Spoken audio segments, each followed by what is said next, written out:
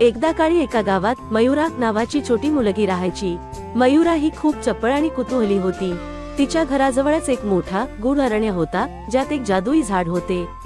दिवस मयुराने ठरवले की ती त्या अरण्यातील जादुई झाडाचा शोध घेईल। तिच्या आई वडिलांनी तिला तिथे जाण्यापासून मनाई केली, पण तिचं कुतूहल काही कमी होईना। मयुरा गुपचूप अरण्यात गेली। तिथे तिला एक वृद्ध आजी भेटल्या, ज्या त्या अरण्याच्या रक्षक होत्या। बाजींनी मयुराला सांगितले की जादुई झाडाच्या खाली एक गुप्त संदूक आहे, जो फक्त एका निर्मळ हृदयाच्या मुलाचा शोध घेऊ शकतो। मयुराने तिचं मन साफ केलं आणि झाडाच्या खाली शोध सुरू केला। शेवटी तिला तो संदूक सापडला। संदूक उघडताच त्यातून उजेड बाहेर पडला आणि सर्व अरण्यात पसरला।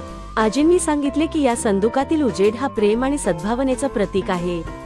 त्याने कोणालाही त्याच्या निवडावर आनंद देऊ शकतो, पण त्यासाठी मनात निर्मळता असणं आवश्यक आहे।